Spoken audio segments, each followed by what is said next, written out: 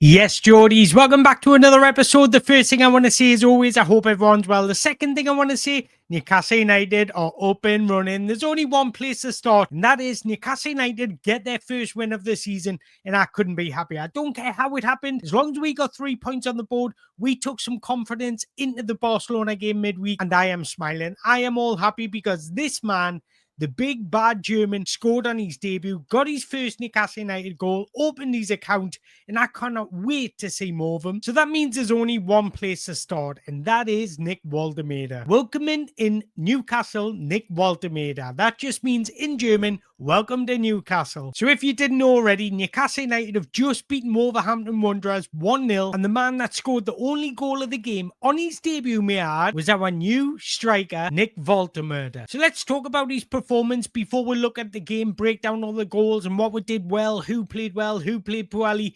But I would just want to spend a couple of minutes talking about Big Nick because remember, I don't actually think he was in contention to start this game. I personally think he only started it because Johan Wissa got injured. Now, just think back to last season when our starting striker got injured. We feared the worst. We sat there and thought, today's going to be difficult.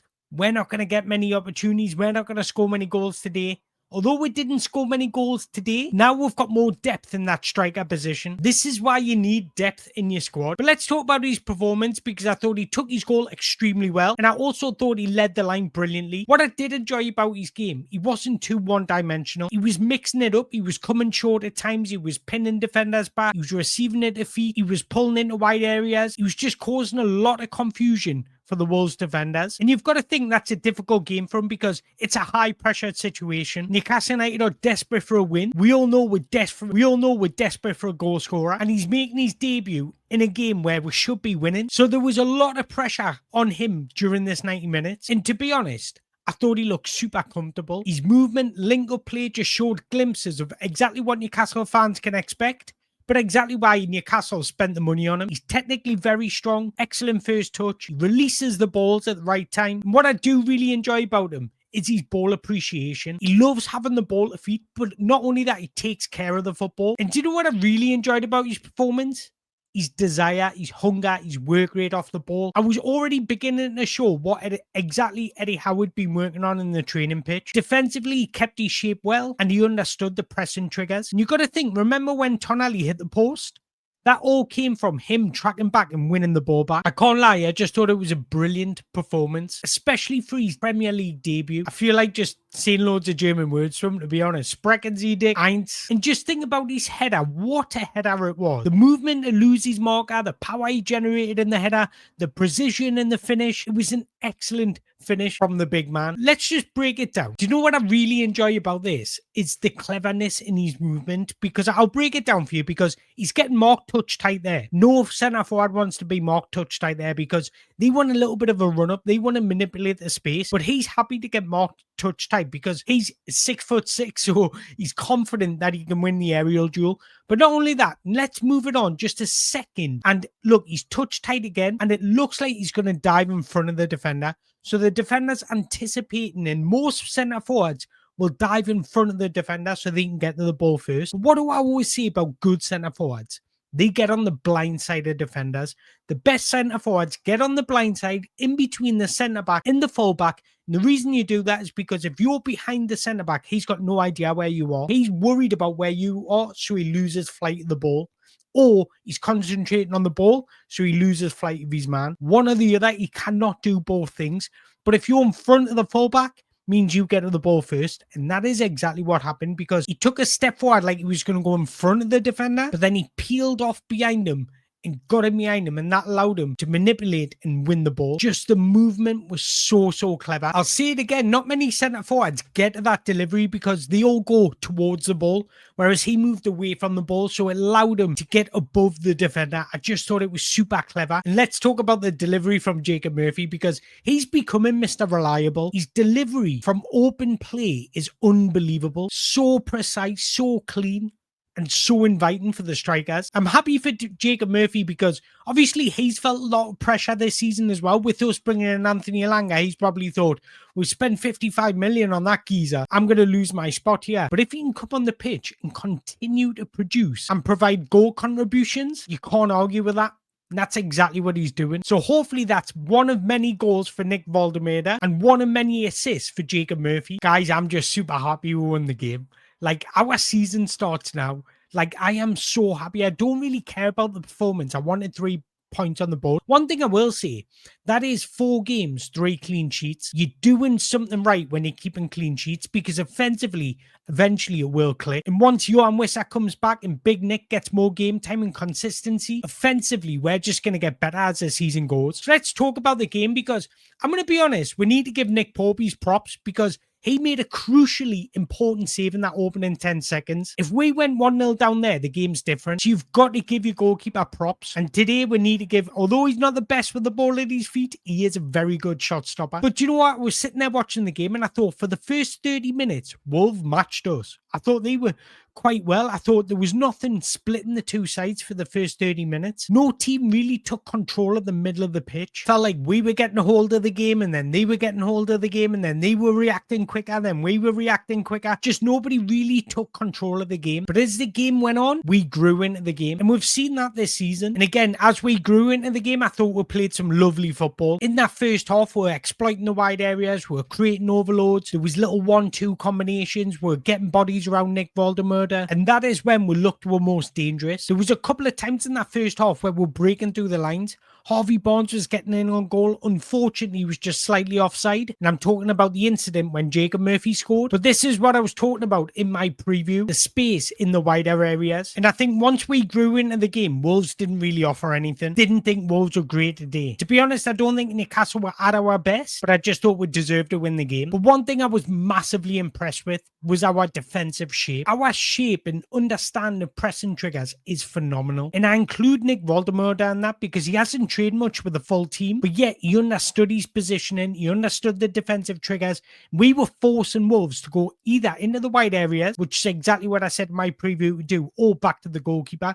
In fact, in the first half, I've never seen a team go back to their goalkeeper as much as Wolves, and then that forced them to go long. Once it went long, Dan Burn, Fabian Shaw were winning the ball at times because their striker was a handful. But we were always picking up those loose balls. So I just wanted to give Eddie Howe a bit of credit for the tactical setup because I thought it was excellent today. But I want to move it on because there's a couple of things I want to talk about in terms of a negative. Well, not a negative. I'm just nitpicking because I want to see more. But that second half, we win full control in my opinion. But there's one thing I think we'll miss at Newcastle United. And that's that ruthless ability or nature just to punish teams. I want us to have that killer instinct, especially when we're in control of the game. Can we punish? Can we hurt the opposition a little bit more? Remember when Liverpool had like Mane, Salah, Firmino, and they were just scoring goals for fun. Once they scored 1, they scored 2. I think the best team I've ever seen at scoring in quick succession and just killing the game is Manchester City. When they were their Centurions, they were the best team I've ever seen at just killing a game in 30 minutes. Now, I'm not saying where we can be like Manchester City or where is as good as Manchester City. What I'm saying, I just want to see us have that little bit more ruthless nature where we absolutely punish teams and have that killer instinct. I think that is one thing we're missing from our squad. Hopefully that does come when Johan Wissa comes. But there is 2 players I want to talk about, and I just want to give a little bit of constructive criticism. First one, Harvey Barnes, but the first thing I've got to say is congratulations on your newborn. And the second thing I want to say is I like Harvey Barnes, but he seems to be going through the motions a little bit. Now, I could say, well, you've just had a newborn, so that's probably the reason. But I felt the same against Aston Villa, Liverpool, and Leeds. And do you know what I want to see more from Harvey Barnes? Taking a little bit more risk. I think he always picks the easy option,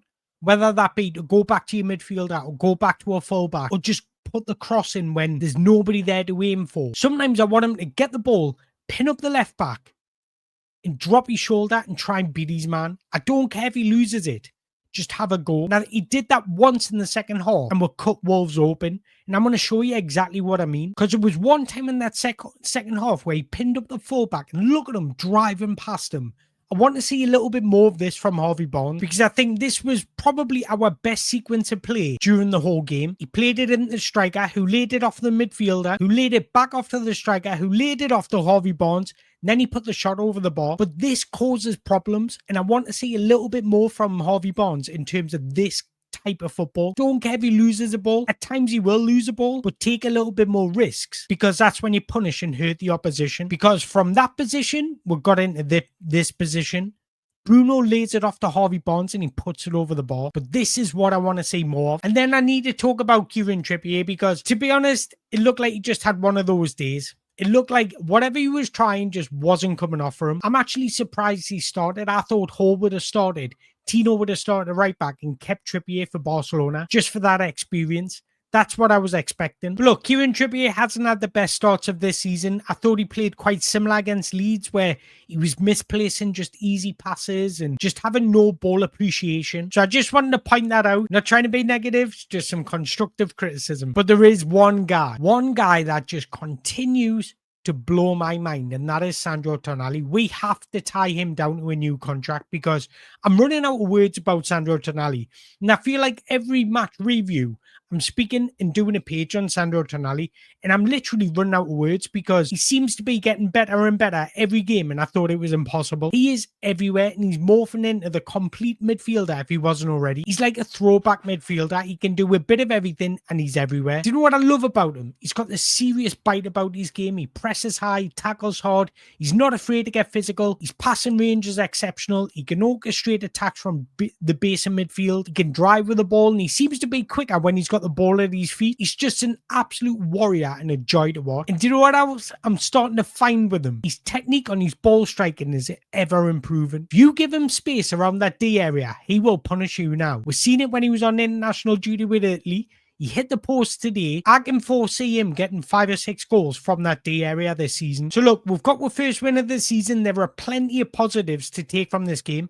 Jacob Murphy assists, doing what he does best, providing for the striker, because strikers thrive on service. And we've seen that with Nick Woltemade.